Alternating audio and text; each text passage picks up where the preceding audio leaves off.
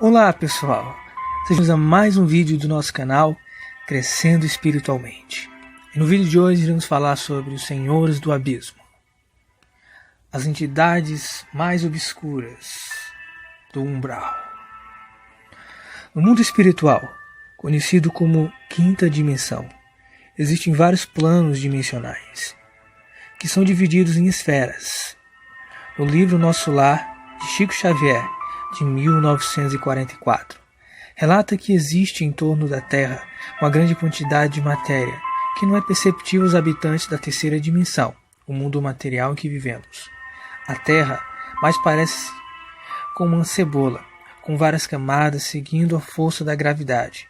As matérias mais tensas se agregam nas regiões mais próximas ao núcleo da Terra, movidas pela força da gravidade. As energias mais leves e puras habitam as regiões mais elevadas da atmosfera do orbe terrestre. A zona mais sombria e tensa fica abaixo da crosta terrestre, uma zona onde até os espíritos mais evoluídos têm dificuldade de entrar ou de sair. Os praticantes de magia negra de invocação chamam essa região de zona malva, ou astral inferior. Esses magos usam da magia de invocação de Salomão, a magia de Goetia, e invocam por meio das chaves salomânticas entidades trevosas que são príncipes e potestades do abismo, que controlam regiões de legiões, onde contém legiões do mal, e escravos espirituais, espíritos perturbados que não conseguiram se apegar da vida terrestre. Os primeiros relatos surgiram com a obra de Ranieri, amigo pessoal de Chico Xavier, conhecida sua obra como O Senhor do Abismo, ou O Abismo. Depois tivemos algumas outras obras, das quais eu acredito serem muito importantes, como o livro de Erg, que foi um planeta, um 10º planeta que há muito tempo foi destruído, relatado no livro de Roger Freud, onde relata uma antiga civilização que foi invadida por seres draconianos, que causaram a destruição do planeta. Erg e boa parte desses seres foram exilados na Terra, onde acabaram criando uma zona de trevas. A localidade conhecida como Zona Malva habita abaixo da crosta terrestre, ou simplesmente paralela à dimensão em qual vivemos. Na Zona Malva existem cidades e reinos e aldeias, todas sob o domínio da adoração a esses deuses antigos, que são exilados de outros mundos ou simplesmente habitantes de antigas civilizações da Terra. Existe uma grande quantidade de relatos sobre a existência dessa dimensão. Há quem diga que nessa região existem guerras entre moradores das sombras, guerras entre os dois lados, ou os dois tipos principais de raça, que seriam os dragões, as antigas entidades extraterrestres invasoras do planeta Erk, e existem os magos negros, que estão divididos entre os dois tipos de habitantes, os antigos magos negros que seguiam os dragões no planeta Erk, e os que não são draconianos, que são os antigos magos negros provenientes dos mundos das civilizações perdidas de Atlântidas. A Atlântida foi uma civilização que chegou ao seu fim com a corrupção moral pela magia negra. E o seu fim é dado que foi numa grande enchente, que é conhecido universalmente também como no dilúvio de Noé, a qual recebeu grande influência com a chegada dos draconianos na época anterior ao dilúvio, né? Essas entidades do mal, das entidades sombrias.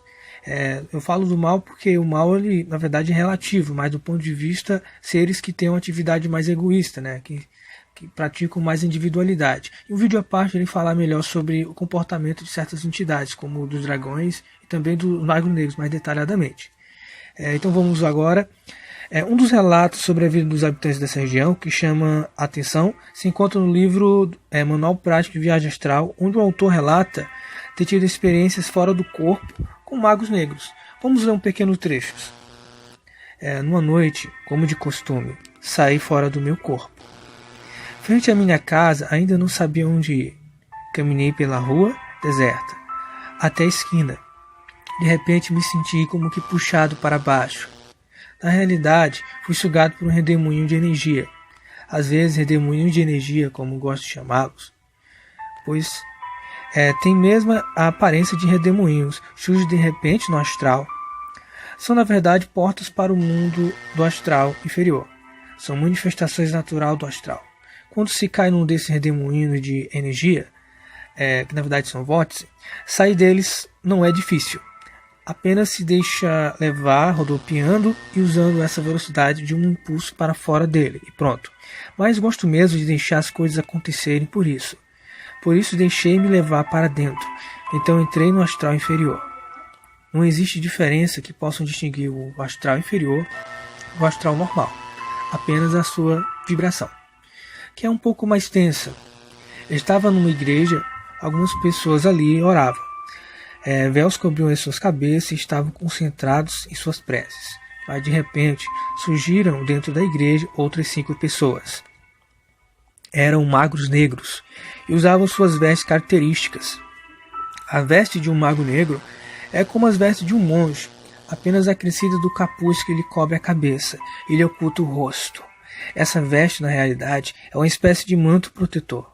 O capuz lhe protege a mente e o cordão amarrado na cintura protege seu plexo solar, que são seus pontos principais. Havia contenda entre eles. 4 deles contra 1. Estavam travando um duelo psíquico. Não existe paz entre os que seguem a mão esquerda. Sempre existe contenda. O motivo das contendas é o mesmo motivo que aqui na Terra os homens causam as suas contendas, que seria o poder. Fragmento do livro Manual Prático de Viagem Astral, de Tetagrama. Como vimos, não há paz entre os senhores do abismo. Além dos magos negros, temos os draconianos, que são o topo da hierarquia sombria da Zona Malva, e de tal forma que são capazes de negar a possibilidade de se reencarnarem. Eles negam completamente o plano evolutivo superior posto à Terra. De acordo com as fontes, o corpo astral tem um limite de tempo de existência no mundo espiritual. Podemos suportar até 200 anos. Isto em uma realidade comum na Terra. Os draconianos, como sendo criaturas provenientes de outros mundos, petrificaram seus corpos astrais e passaram a atuar no plano mental. O poder mental que envolve toda a Terra, controlando a taxa de criminalidades do mundo e guiando mentes como as mesmas afinidades e a cometer guerras.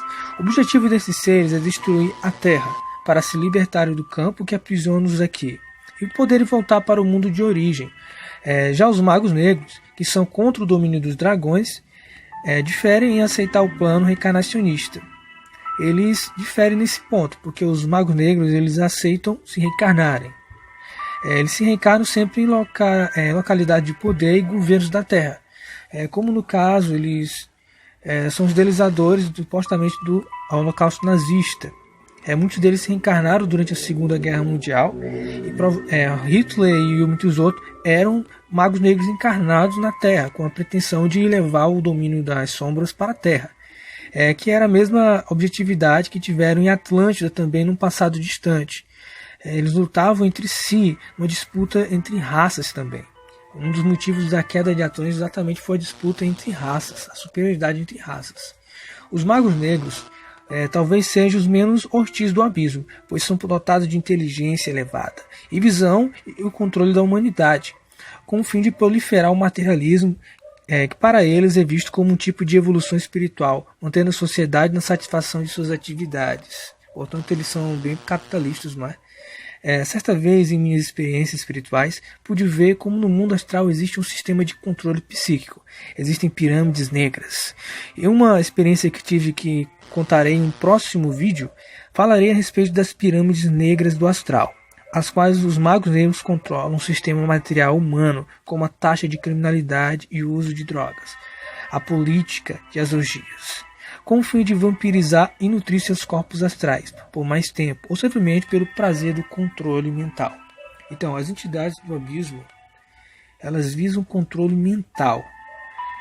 Muitas vezes, em muitas reuniões espíritas que eu participei, eu encontrei várias entidades, e a maioria delas tinha um controle mental sobre as suas vítimas, tanto físicas deste mundo como do outro plano.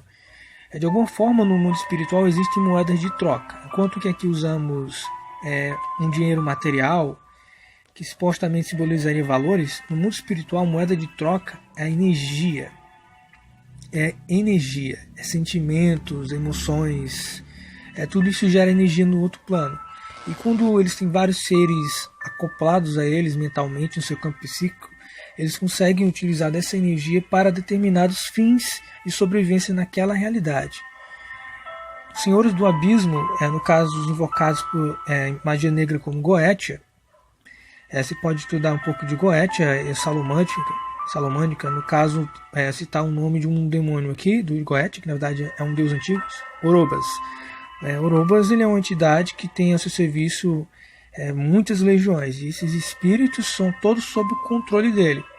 É como se uma coisa, na minha vasta experiência em reuniões mediúnicas, é que os espíritos do outro lado, eles crescem nessa hierarquia do abismo. Parece que eles vão comprando, controlando, assediando outras entidades no mundo espiritual, ou também vida, que eles vão atormentando certas pessoas, levando ela ao vício da bebida e de drogas, e essas pessoas desencarnam, morrem, levam a suicídio, e essas almas ficam presas ao seu campo mental, psíquico, e acabam sendo escravizadas na outra realidade, dentro daquele contexto. Imagine a nossa realidade do mundo material. Imagine durante a colonização dos europeus no nosso país. Eles pegavam índios e tinham mão de obra barata, né? Eles não gastavam nada. Então, é a mesma coisa do outro lado. Existe o sistema de escravidão ainda, mas é uma escravidão mental. Eles têm servos que são como zumbi e eles usam para determinados trabalhos.